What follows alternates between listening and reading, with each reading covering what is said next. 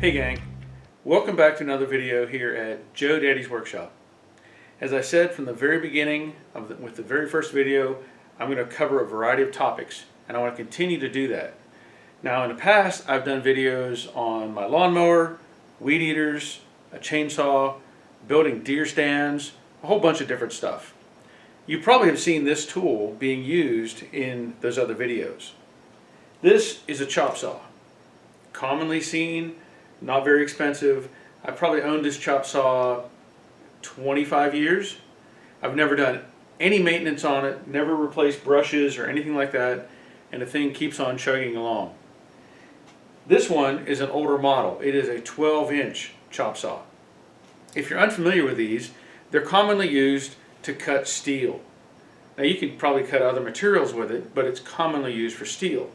And this chop saw has a fibrous disc on it.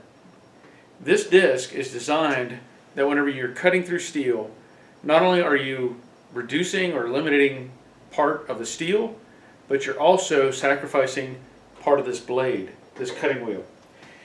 That's the way it works. You're going to go through it, you're going to destroy the blade over time or the cutting wheel over time, and eventually have to replace it. The thing I don't like about it is the material that gets thrown up in the air, and you have to be careful wearing a mask or try to have a fan blowing or something to keep the debris from collecting in the air. And I've been researching this a little bit, and I do know that they make chop saws that have a metal disc on them. They make a metal blade for cutting steel. I've used those before, and they're fantastic. They do a great job. The problem is, from what I've found, is I believe this one actually turns too fast.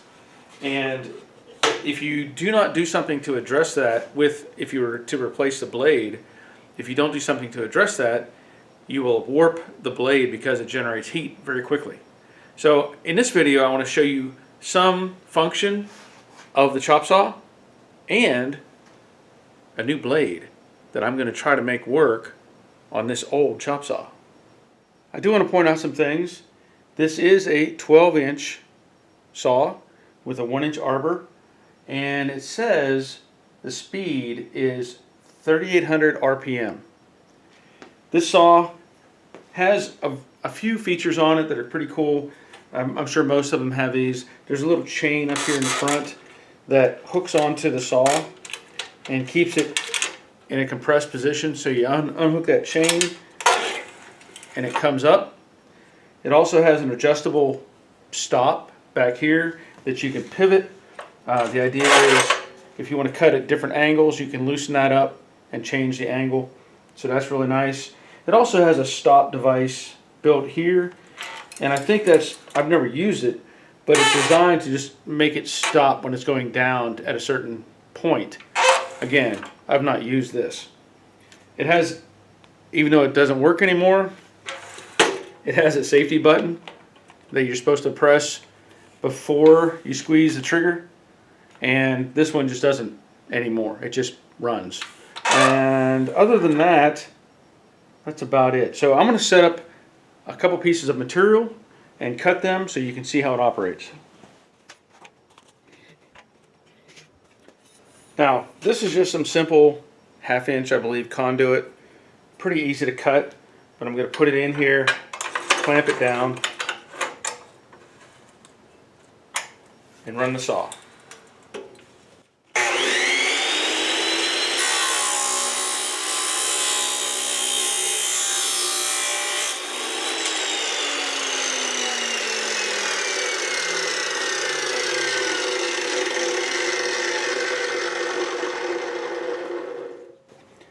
That's pretty loud, and again, kicks up stuff in the air. I don't currently have a mask on because I want to talk about this. Also, that gets very hot. So let me show you something else with that. When you cut, it ends up with an edge on it that you have to clean off. And one thing I have found with these fibrous discs, when you do cut, the disc has a bit of flex to it. So it'll want to run off of whatever you're cutting, and you may end up with a very subtle angle. So that's another reason that I don't like these type of things. But what I want to do is I want to change out this blade to the new blade, and I'll show you that in just a second. Alright, let's take a look at the blade and something else that I bought.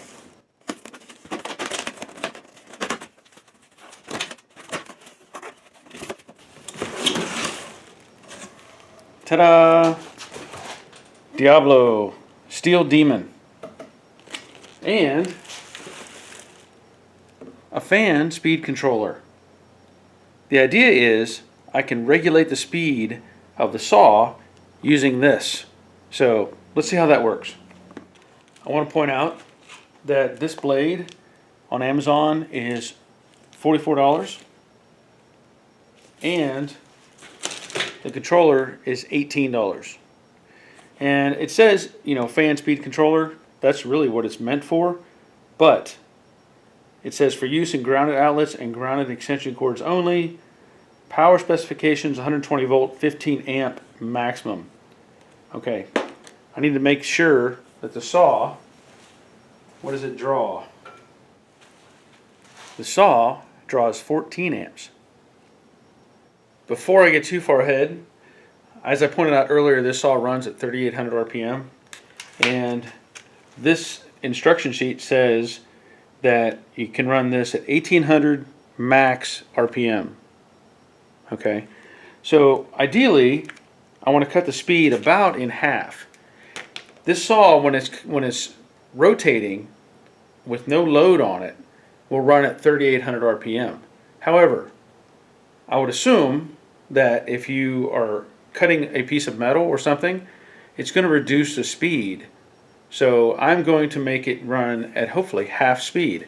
So before I do anything else, I want to change out the saw blade, right? Okay. Unplug for safety. This one does have a depressed lock on the side here that will lock the blade so it won't rotate. I already know that it's going to be a, I believe, 5/16 Allen head or Allen wrench that'll take this loose. The debate on other videos was what you call that, and socket head cap screw I think is the general consensus. So I'm going to take that loose.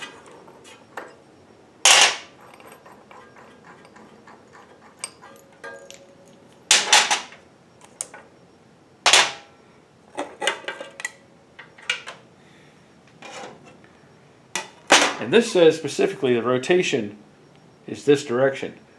Well, I already know that this saw turns in this direction because all the debris and sparks go that way.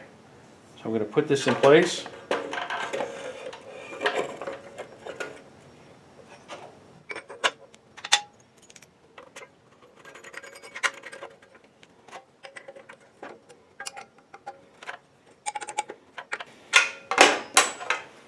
But just to be sure,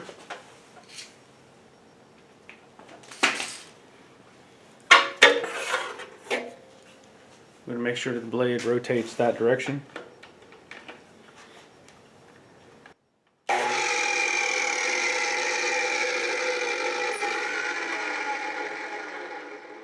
And it does. Now I need to set it up with this controller.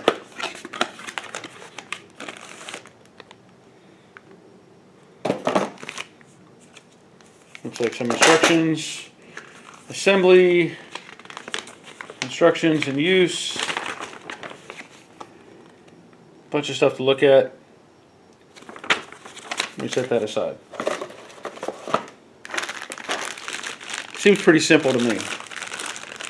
Now, the way this works is you plug this into the wall, you plug your device into the base here, and then this operates the device. It also has a clip on the back, so if you wanted to attach it to something, let's say you had a table saw or something that had a flange on it, you could hang it from that. Also, it has a built-in fuse that is 15 amps, and the way this operates, you have a rocker switch up on top here. In the center position, it's off. Position 1, let's say, is at full operation. Position 2 is your variable speed. So over here you have a low speed, high speed, and middle. My plan is to set it up with the function in the middle and see how it varies, controls the speed. So let me get this plugged in and then we'll run a simple test. The first test I'm going to do is having it in the off position. So let's see what happens. Nothing. That's good. Set it to full.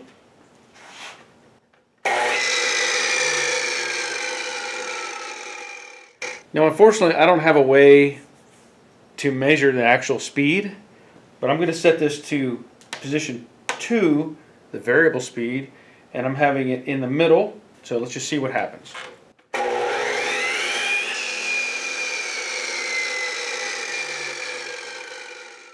That definitely appeared to be slower, so I'm going to set the dial to low. Let's see what happens.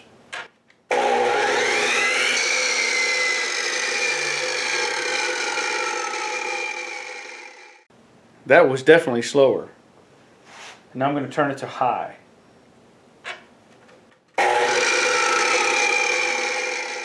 I could definitely tell a difference. Okay, now what I want to do is another cut test. So with this set to medium, and I'm going to put it away from the saw on the floor, I'm going to cut another piece of that tubing and see the difference. All right, let's see.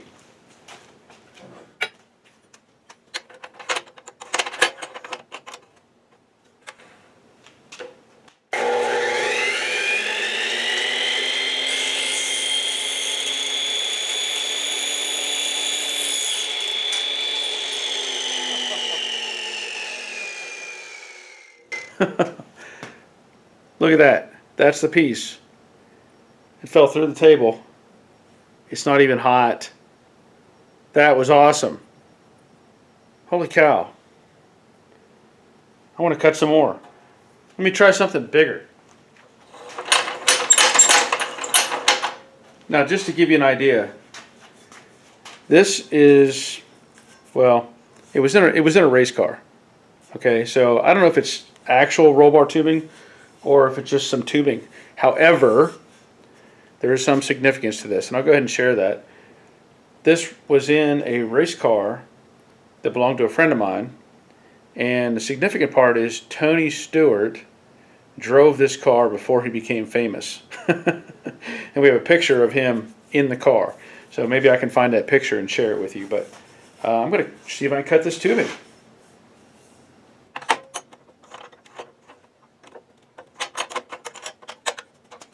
Here we go.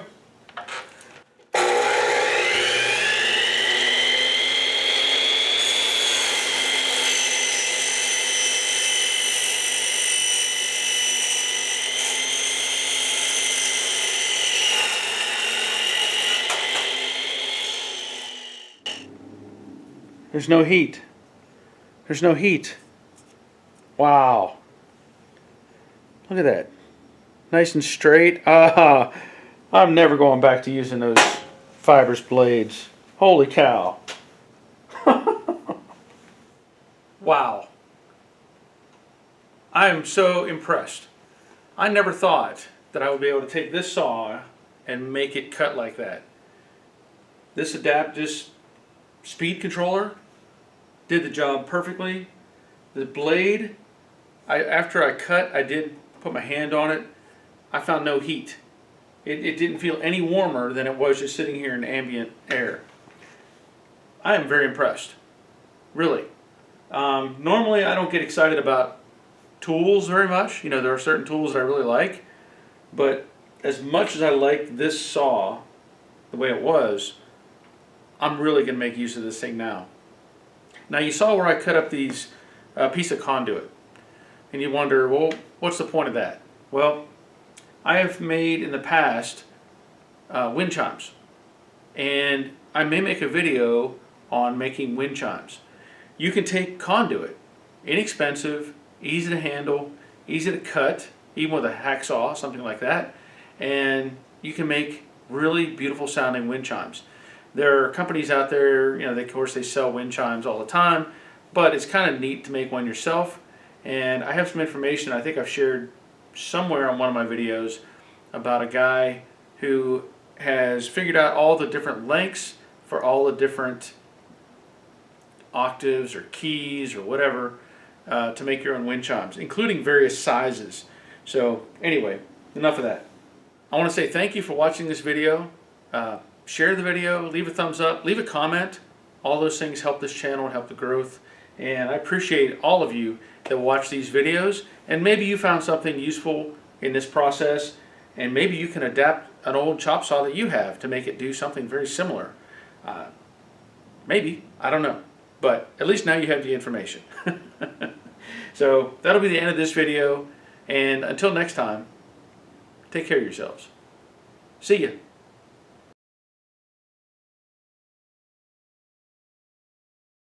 Hey Workshop gang, welcome back to another video.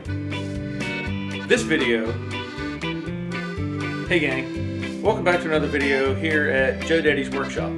I think people like seeing a variety, and I'm going to continue.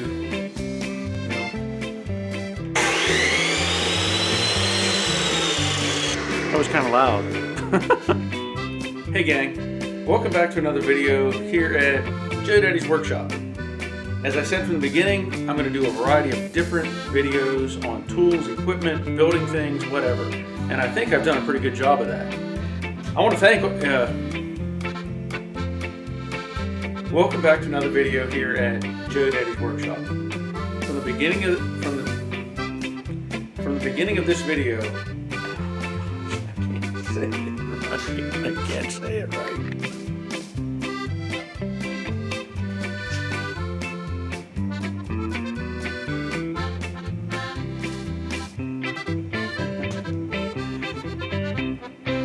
Hey gang,